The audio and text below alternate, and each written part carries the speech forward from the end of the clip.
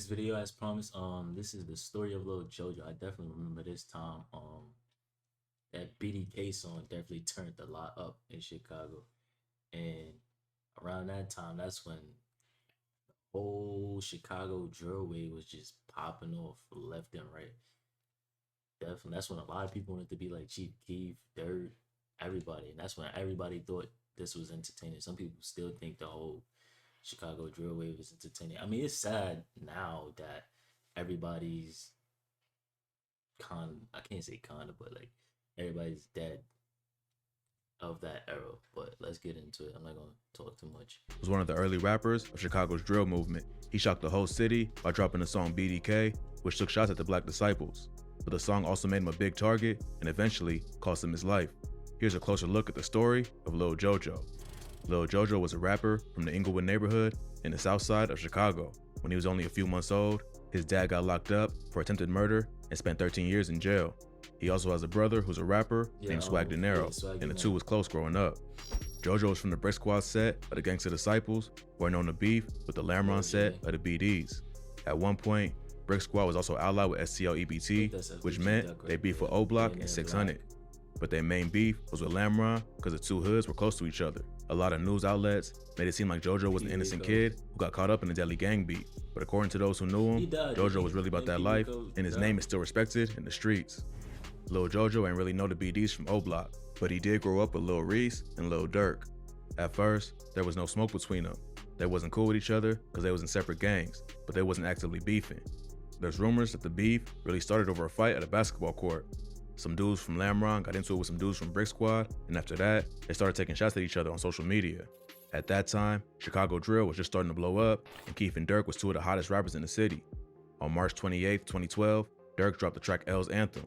On the song, he took a shot at Brick Squad, rapping, "Brick Squad, I say f*** 'em. MarsWrld with 'em, so it's f*** 'em." MarsWrld is another set of the GDs who are affiliated with Brick Squad. So they got caught in the beef for being cool with their enemies. L's Anthem is considered one of the most famous Chicago disses of all time because of what happened next. Lil Jojo and Swag Dinero first heard the song on the radio. Hearing his gang get dissed like that on a public platform made Jojo angry. When he heard the diss, he turned to his brother and said, "You heard that, bro? Hell nah, we gonna go crazy, that's it." Jojo wasn't even a rapper at that point, but when he heard L's Anthem, he decided to hop in the booth to respond. On April 27, 2012, Lil Jojo dropped a remix of the Chief Keef song, Every Day, called BDK 300K. 300 is a gang made up of a bunch of BD sets who are cool with each other, which includes Chief Keef, Reese, and Durk.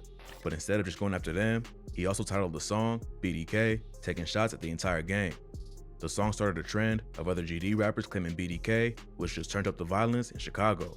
On the track, he also responded directly to Durk, rapping, "Durk say f Brick Squad, so I can't wait to catch him. Squeeze his f***ing 40, now they got him on a stretcher." The BDs and the GDs have been beefing for a minute, but when Lil Jojo dropped BDK, he brought the attention on the internet, which took the war to a whole different level.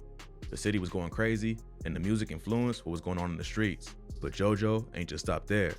BDK earned him a lot of clout in the city, so he kept dropping diss tracks to build his career as a rapper. He followed up with the track Tied Up not long after. In the video for the song, Jojo sends shots at his ops while a Chief Keef lookalike is tied to a chair. At the time, Keef was one of the biggest artists in the world after blowing up with I Don't Like just a few months before. So Lil Jojo knew that this was gonna attract a lot of attention. But Jojo still ain't finished there. In August 2012, he dropped a remix of the Yo Gotti song, I Got That Sack, where he continues to take shots at 300. On the track, he raps, "Catch him in traffic with Lil Reese. Man, they gon' feel this Mac. BDK, that's my team, and my city got my back.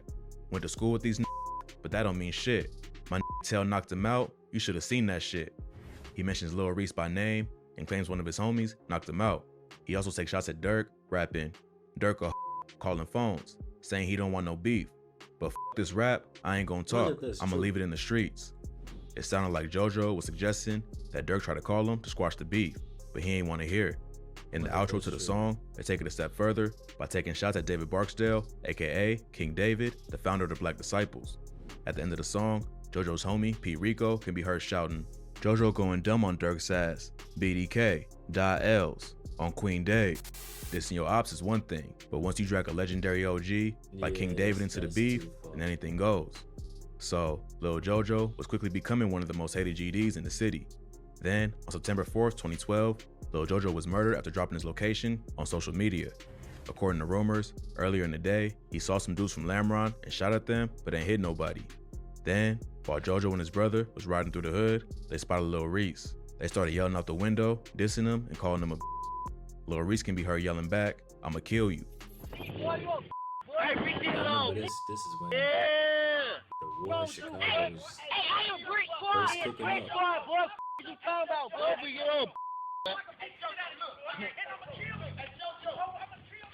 Jojo went home and uploaded the video to YouTube and tweeted about it to mess with his op. He tweeted, "Just call at Lil Reese 300 in traffic and his daddy trying to talk it out. Hashtag no talking, hashtag brick squad," followed by a link to the video. The video quickly went viral, starting a Twitter war between Jojo and Lil Reese. According to some sources, not long after that incident, Jojo was on the block shooting dice with some of his homies when police pulled up and arrested him for gambling. He was taken down to the station and questioned, but was released the same day. He continued this in Lil Reese online, tweeting out, "I'm out here on my 2 feet. Where you at Lil Reese?" Letting Reese know he was ready for the smoke. He took it a step further by following up with, "Laugh my ass off. I'm on 069, stop the flexing," letting the entire city know his current location. This was a deadly mistake by Lil Jojo. He tweeted his location around 7:30 p.m., and by 9 p.m., he was found dead from a gunshot wound on the 6900 block of South Princeton Avenue, exactly where he said he was online. Witnesses said Jojo was riding his bike when the vehicle pulled up and someone in the car shot him. His brother Swag Dinero denies that Jojo was riding his bike when he was killed, but he was rushed to the University of Chicago Medical Center where he was pronounced dead. Lil Jojo's death had a heavy impact on the city. Chicago drill was just starting to blow up on a mainstream level, and many thought Jojo was going to blow up and become bigger than Chief Keef.